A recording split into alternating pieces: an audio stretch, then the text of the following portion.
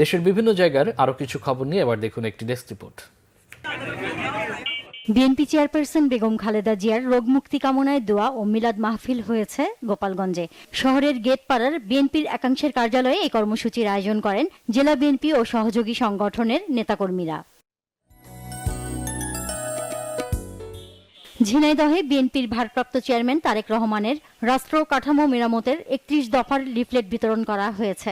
জিয়া মঞ্চ জেলা শাখার উদ্যোগে জেলা বিএনপির সভাপতি অ্যাডভোকেট এম এ মজিদের নেতৃত্বে শহরের পুরাতন ডিসি কোর্ট চত্বর থেকে লিফলেট বিতরণ শুরু হয়। বাংলাদেশ সেনাবাহিনীর সাজওয়া কোরের নবম কর্নেল কমান্ড্যান্ট অভিষেক অনুষ্ঠান হয়েছে বগুড়া সেনানিবাসে। বাংলাদেশ সেনাবাহিনীর সাজওয়া কোরের নবম কর্নেল কমান্ড্যান্ট হিসেবে দায়িত্ব গ্রহণ করেছেন মেজর জেনারেল মোহাম্মদ হাবিবুল্লাহ। সাজওয়া কোরের সকল ইউনিটের সমন্বয়ে গঠিত একটি চৌকস দল তাকে গার্ড অব অনার দেয়। ফেনী, দাগনভূঞা ও সোনাগাজী উপজেলা এবং পৌর বিএনপির সদ্য ঘোষিত কমিটি বাতিল করে নতুন কমিটি গঠনের দাবিতে বিক্ষোভ করেছেন নেতাকর্মীরা। শহরের ট্যাঙ্ক রোডে এই কর্মসূচি শেষে প্রেস ক্লাবের সামনে সমাবেশ করেন তারা। বাংলাদেশের সীমান্তে গাছ কাটা ও বিজিবির ওপর হামলা চালিয়ে সীমান্তের সার্বভৌমত্ব লঙ্ঘন করার প্রতিবাদে নাটোরে বিক্ষোভ সমাবেশ করেছে বৈষম্য বিরোধী ছাত্র আন্দোলন। কানাইখালী প্রেস ক্লাবের সামনে সমাবেশে বক্তারা বলেন, বাংলাদেশ সীমান্তে কোনো হত্যা, কারো চোখ রাঙানি সহ্য করবে না। জুলাই আগস্টের মতো সবাই ঐক্যবদ্ধভাবে প্রতিহত করবে। 4 দফা দাবিতে বরিশালে বিক্ষোভ করেছেন সিটি কর্পোরেশনের চাকরিচ্যুত 1.5 শতাধিক শ্রমিক। নগর ভবনের সামনের সড়কে এই কর্মসূচিতে একাত্মতা প্রকাশ করেছে বৈষম্য বিরোধী ছাত্র আন্দোলন শ্রমিক ইউনিয়নের নেতারা। দাবি মেনে না নেওয়া হলে অবস্থান কর্মসূচির হুঁশিয়ারি দেন শ্রমিক নেতারা।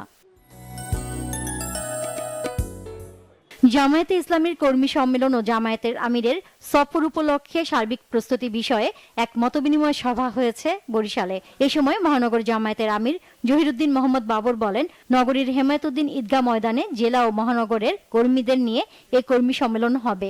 একই দিনে স্থানীয় শিল্পকলা একাডেমিতে নারীদের নিয়ে কর্মী সম্মেলন হবে। ছাত্র জনতার অভ্যুত্থানে নওগাঁয় শহীদ 9টি পরিবারের প্রত্যেক পরিবারকে 2 লাখ টাকা করে মোট 18 লাখ টাকার আর্থিক সহায়তার চেক দেয়া হয়েছে। জেলা প্রশাসকের সম্মেলন কক্ষে এতে প্রধান অতিথি ছিলেন জেলা প্রশাসক মোহাম্মদ আব্দুল আওয়াল। জানান, জেলার 9 শহীদের প্রত্যেকের নাম গেজেটভুক্ত হয়েছে। প্রথমবারের মতো ব্রাহ্মণবাড়িয়ার বাঞ্ছারামপুরে অনুষ্ঠিত হয়েছে জাতীয় হুফজুল কোরআন প্রতিযোগিতা। উপজেলার দড়িকান্দি ইউনিয়নের ইমামনগর জামিয়া ইসলামিয়ার কওমি মাদ্রাসার উদ্যোগে এ প্রতিযোগিতা হয়। পরে বিজয়ীদেরকে নগদ টাকা সহ ক্রেস্ট ও সনদপত্র দেয়া হয়। গাজীপুরে সমন্বিত প্রাণী সম্পদ উন্নয়ন প্রকল্পের আওতায় সুফলভোগীদের মাঝে বাড়ন্ত সার, সারের খাবার ও ঘর তৈরির উপকরণ বিতরণ করেছে উপজেলা প্রাণী সম্পদ অধিদপ্তর। সদর উপজেলা প্রাণী সম্পদ অধিদপ্তরের উদ্যোগে সমতল ভূমিতে বসবাসরত ক্ষুদ্র নৃগোষ্ঠীর 50টি পরিবারকে এ সহায়তা দেয়া হয়। মুন্সিগঞ্জের পদ্মা ও মেঘনা নদীতে অবৈধ চাঁদাবাজি, ডাকাতি ও শ্রমিক নির্যাতন বন্ধের দাবিতে বিক্ষোভ করেছেন নৌযান শ্রমিকরা।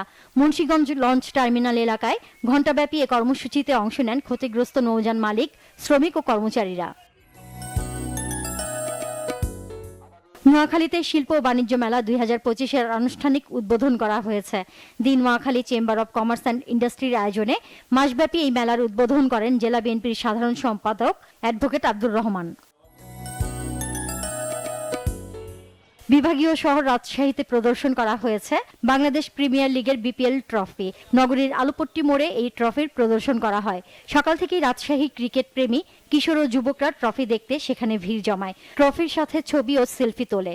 উপস্থিত ছিলেন বিএনপি চেয়ারপারসনের উপদেষ্টা সাবেক মেয়র ও এমপি মিজানুর রহমান মিনু। বর্ণাঢ্য আয়োজনে তারুণের উৎসব শুরু হয়েছে গোপালগঞ্জে। স্থানীয় স্টেডিয়ামে এই উৎসবের উদ্বোধন করেন জেলা প্রশাসক মোহাম্মদ কামরুজ্জামান। উৎসবের ফুটবল টুর্নামেন্টে অংশ নিয়েছে 8টি ফুটবল টিম। মিনিবার ফুটবল টুর্নামেন্টের ফাইনাল খেলা ও পুরস্কার বিতরণী সভা হয়েছে সাভারে। দেওগাঁওয়ে অনুষ্ঠানে প্রধান অতিথি ছিলেন ডাক্তার দেওয়ান মোহাম্মদ সালাউদ্দিন বাবু। এ সময় চ্যাম্পিয়ন রেভেন্স নেশন এবং রানার আপ রাজাসন ব্রাদার্স ক্লাবের হাতে পুরস্কার তুলে দেন তিনি। সাতক্ষীরার বিভিন্ন সীমান্ত থেকে জব্দ করা বিপুল পরিমাণ মাদকদ্রব্য ধ্বংস করেছে বিজিবি। সাতক্ষীরা 33 বিজিবি ব্যাটালিয়ন সদর দপ্তরে বুলডোজার দিয়ে ধ্বংস করা হয় এসব মাদকদ্রব্য। এ সময় উপস্থিত ছিলেন বিজিবির খুলনা বিভাগীয় sector commander colonel Mohammad Mehedi Hasan Chowdhury. Nazneen Akhter, Bangla vision news desk.